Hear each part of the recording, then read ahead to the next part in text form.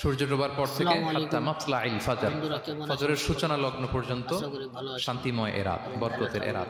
রাসূল সাল্লাল্লাহু আলাইহি ওয়াসাল্লাম বলেছেন, মান হুরিমা খায়রাহা ফাকাদ হুরিম, যে কদরের বরকত থেকে, খায়ের থেকে বঞ্চিত হলো, সে আসলেই বঞ্চিত। হি ইজ দ্য লুজার, সে হতভাগা, সে পোড়া কপাল, সে বঞ্চিত।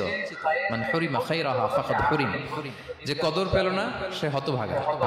এখন আমরা কি হতভাগা হতে চাই?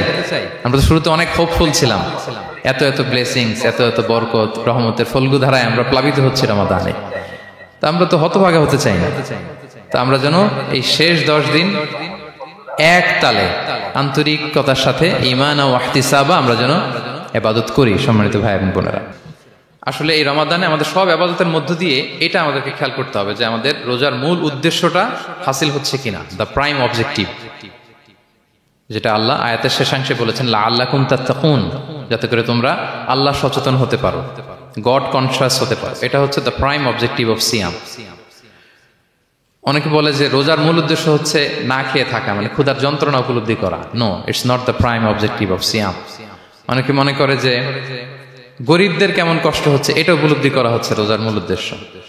এরকম অনেক উদ্দেশ্যের কথা বলে, এগুলো একটাও কিন্তু রোজার প্রাইম অবজেক্টিভ না। প্রাইম অবজেক্টিভ আল্লাহ তাআলা বলে দিয়েছেন লাআল্লাকুম তাত্তাকুন, মানে যাতে করে তোমরা আল্লাহ ভীরু হতে পারো। সো আমাদের সিয়াম, কিয়াম, আমাদের সমস্ত প্রচেষ্টার মধ্য দিয়ে এই লাআল্লাকুম তাত্তাকুন অ্যাচিভ হচ্ছে কিনা এটা আমাদেরকে খেয়াল করতে হবে। যদি অ্যাচিভ হয়, so we are on the right track, তাহলে আমরা রাইট ট্র্যাকে আছে। আর যদি দেখেন যে না, এই লাআল্লাকুম তাত্তাকুন এ সামথিং, মানে এখানে কোনো একটা সমস্যা হয়ে যাচ্ছে, লাআল্লাকুম তাত্তাকুন এই যে প্রাইম অবজেক্টিভটা, এটা হচ্ছে না আমার, আল্লাহ সচেতনতা আসতেছে না, মানে Allah is watching me, to enhance the sense that he is watching us. এই সেন্সটা নিজেদের মধ্যে ডেভেলপ করা যে কেউ না দেখলো আল্লাহ কিন্তু দেখে।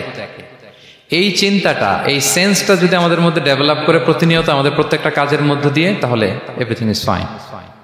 আর যদি মনে হয় যে না লাআল্লাকুম তাত্তাকুন অ্যাচিভ হচ্ছে না, তাহলে আমাদেরকে একটু রিভাইজ করতে হবে। 17টা রমাদান আমরা কাটিয়েছি, আমাদের যদি লাআল্লাকুম তাত্তাকুন অ্যাচিভ না হয়, আল্লাহর ভয়, আল্লাহর সচেতনতা, তাহলে আমাদেরকে নতুন করে আবার ভাবতে হবে প্রিয় সুধী।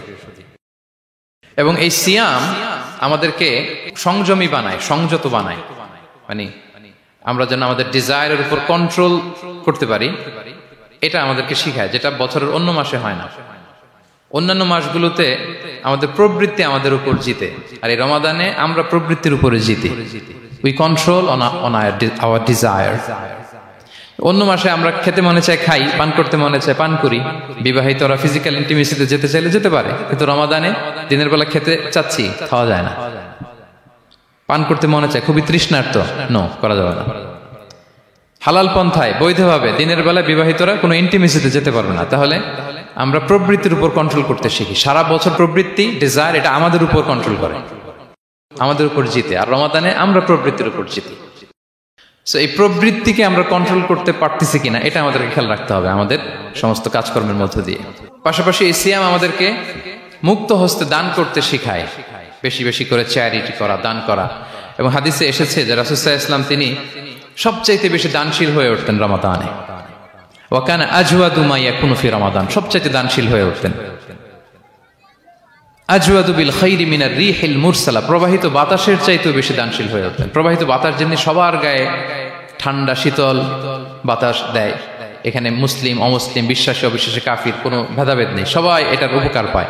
তেমনি রমাদান আসলে রাসূল সাল্লাল্লাহু আলাইহি ওয়াসাল্লাম এত বেশি বদান্যতা, দানশীলতার মধ্যে দেখা যেত, কোনো ভেদাভেদ ছিল না, অনেক বেশি দান করতেন এবং দান করতে উৎসাহিত আমাদেরকে করেছেন। এটা আম, ইফতার শেয়ার করা, ফুড শেয়ার করা, রাসূল সাল্লাল্লাহু আলাইহি ওয়াসাল্লাম অনেক উৎসাহিত আমাদেরকে করেছেন। এক ঢুক দুধ খাইয়ে, একটা খেজুর খাইয়ে, এক ঢুক পানি খাইয়েও যদি আমরা কোনো রোজাদারকে ইফতার করাই, সে রোজা রেখে যে সওয়াব, সে সওয়াব আল্লাহ তাআলা আমাকেও দিবে। আর পরিপূর্ণ উদরপূর্তি করে ইফতার করালে রাসূলুল্লাহ সাল্লাল্লাহু আলাইহি ওয়াসাল্লাম বলেন, সেই কঠিন কিয়ামতের ময়দানে আল্লাহ তাআলা হাউজে কাউসারের পানি দিয়ে তার তৃষ্ণা দূর করবে। সুবহানাল্লাহি ওয়া বিহামদিহি। পাশাপাশি সিয়াম আমাদের কমিউনাল স্পিরিটটাকে বাড়ায়। এই যে স্যার বলতেছিলেন যে আমাদের ছাত্ররা ইউনাইটেড, আমাদের টিচার্স কমিউনিটি ইউনাইটেড, পুরো বাংলাদেশ কমিউনিটি ইউনাইটেড। এই যে আমরা যে ইউনাইটেড, তার একটা চিত্র কিন্তু এই যে দেখা যাচ্ছে, রোজা আমাদেরকে ইউনাইটেড করে, একত্রিত করে, আমাদের একটা কমিউনাল স্পিরিট কিন্তু এই সিয়ামের মধ্য দিয়ে দেখা যায়। পাশাপাশি সিয়ামের মধ্য দিয়ে আমাদের সেলফ ট্রান্সফরমেশন ঘটে, আমরা অনেক বদ অভ্যাস থেকে কিন্তু মুক্তি পেতে পারি এই সিয়ামে। এটা আমাদেরকে খেয়াল করতে হবে। 17টা রোজা আমরা কাটিয়েছি। গবেষকরা বলেন যে মানুষের কোনো হ্যাবিট চেঞ্জ করতে 21 থেকে 30 দিন সময় লাগে। তার মানে আমাদের যে কোনো ধরনের বদ স্বভাব আমরা এই রমাদানে চেঞ্জ করতে পারি। আমাদের অনেকের স্মোকিং এর অভ্যাস আছে, এখানে হয়তো কারো নেই, কিন্তু অনেকের আছে। এই রমাদানে কিন্তু আমাদের একটা অপরচুনিটি স্মোকিং থেকে নিজেদেরকে বাঁচানোর।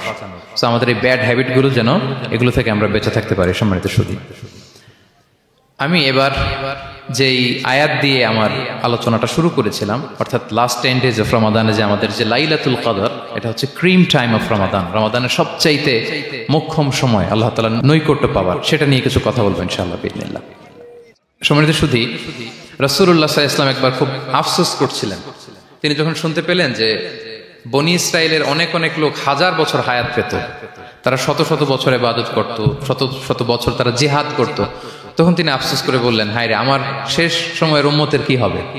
কারণ তিনি বলেছেন যে আমারু উম্মতি মা বাইনা 60 ইলা 70, আমার উম্মতের গড় বয়স হচ্ছে 60 থেকে 70। ওয়া আকাল্লুহুম মান ইয়াজুজু যালিক, খুব অল্প সংখ্যক লোকই এর চেয়ে বেশি হায়াত পাবে।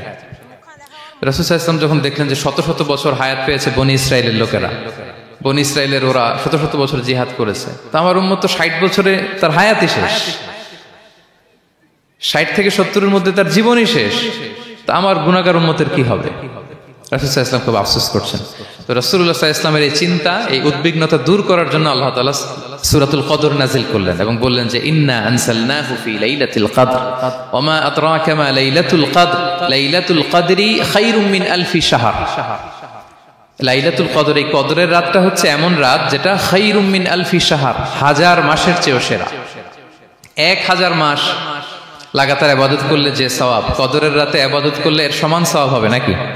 সমান হবে না। আল্লাহ তাআলা বলেছেন খায়রুম মিন আলফি শাহর, না, এর চেয়েও শ্রেষ্ঠ, এর চাইতেও বেশি। 1000 মাসে, অর্থাৎ 1000 মাসে হয় 83 বছর 4 মাস।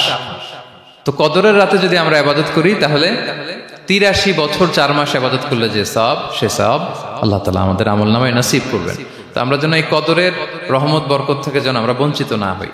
তো রাসূল সাল্লাল্লাহু আলাইহি ওয়াসাল্লামকে সান্ত্বনা দেওয়ার জন্য যে, হে নবী, আপনি চিন্তিত হবেন না, বনি ইসরায়েলের অনেক লোক হাজার বছর হায়াত পেয়েছে, শত শত বছর ইবাদত করেছে, জিহাদ করেছে, তারা হায়াত পেয়েছে বেশি কিন্তু তারা কদর পায়নি। আর আপনার উম্মতকে আমি হায়াত দিয়েছি কম, কিন্তু তাদেরকে কদর দিয়েছি। সুবহানাল্লাহি বিহামদি, লাইলাতুল কদর দিয়েছি, যে কদরের রাত 1000 মাসের চেয়েও সেরা। তো এই কদরের রাতকে আবার লাইলাতুন মুবারাকাও বলা হয়েছে। ইন্না আনসালনাহু ফি লাইলাতিন মুবারাকা, এটা বরকতময় রাত। ফিহা ইউফরাকু কুল্লু আমরিন হাকিম, সব বিজ্ঞচিত প্রাজ্ঞচিত বিষয়ের ফয়সালা হয়। এটা বেসিক্যালি একটা বাজেট রাত বলা যায়। এ রাতে আগামী 1 বছরে আমাদের কি ঘটবে না ঘটবে আল্লাহ তাআলা এটার বাজেট করেন, এটাকে রিভাইজ করেন। সো এই রাতটা অনেক গুরুত্বপূর্ণ। তো এই কদরের রাত, এটা কবে? এটা স্পেসিফিক ছিল, মানে সুনির্দিষ্ট ছিল। রাসূল সাল্লাল্লাহু আলাইহি ওয়াসাল্লাম আমাদেরকে জানাতে চেয়েছিলেন কবে, কিন্তু রাসূল সাল্লাল্লাহু আলাইহি ওয়াসাল্লাম জানাতে পারেননি। সহিহ বুখারীতে এসেছে যে রাসূল সাল্লাল্লাহু আলাইহি ওয়াসাল্লাম খারাজান নবী সাল্লাল্লাহু আলাইহি ওয়াসাল্লাম লিয়ুখবিরানা বিলাইলাতিল কদর। উবাদা ইবনে সামিত রাদিয়াল্লাহু তাআলা আনহু বলেন, রাসূল সাল্লাল্লাহু আলাইহি ওয়াসাল্লাম আমাদেরকে জানাতে বের হয়েছিলেন যে কবে কদরের রাতটা। ফাতালাহা রাজুলান মিনাল মুসলিমিন, হঠাৎ মুসলমানদের মধ্য থেকে 2 জন ঝগড়া লাগলো, তর্ক লাগলো আর কি। রাসূল সাল্লাল্লাহু আলাইহি ওয়াসাল্লাম হঠাৎ করে ওই ঝগড়ার দিকে খেয়াল করলেন, ওই দিকে খেয়াল করে ওই তারিখটার কথা তিনি ভুলে গেলেন। ফারুফিআত, রাসূল সাল্লাল্লাহু আলাইহি ওয়াসাল্লাম বললেন, আমার হৃদয় থেকে, অন্তঃকরণ থেকে এটাকে উঠিয়ে নেওয়া হবে। এখন আমি মনেই করতে পারছি না এটা কি 23 না 25 না 27 না 29, আমি মনে করতে পারছি না। এজন্য রাসূল সাল্লাল্লাহু আলাইহি ওয়াসাল্লাম বলেছেন যে তবে আমি এতটুকু মনে করতে পারছি, ফালতামিসুহা ফিল আশরিল আওয়াখিরি ফিল বিত্রি, রমাদানের শেষ দশকের বেজর রাত্রিগুলোতে তোমরা কদর তালাশ করো। বেজর রাতে যদি তোমরা কদর তালাশ করো তাহলে এই কদর সুনিশ্চিতভাবে তোমরা পাবে।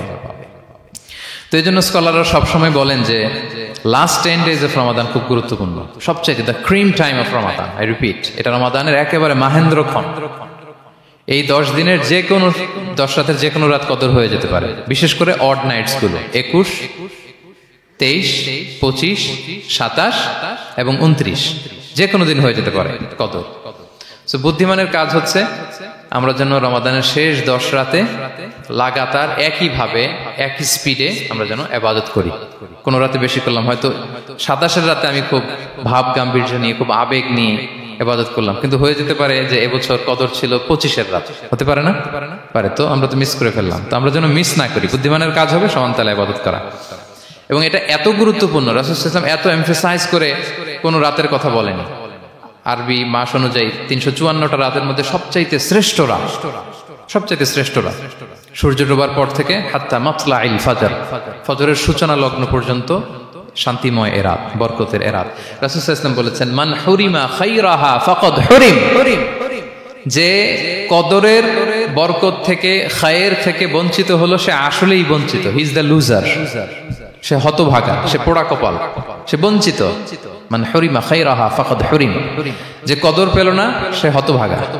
তো এখন আমরা কি হতভাগা হতে চাই? আমরা তো শুরুতে অনেক হোপফুল ছিলাম, এত এত ব্লেসিংস, এত এত বরকত, রহমতের ফলগু ধারায় আমরা প্লাবিত হচ্ছি রমাদানে। তা আমরা তো হতভাগা হতে চাই না। তা আমরা যেন এই শেষ 10 দিন এক তালে আন্তরিকতার সাথে ঈমান ও ইহতিসাবা আমরা যেন ইবাদত করি। সম্মানিত ভাই এবং বোনেরা।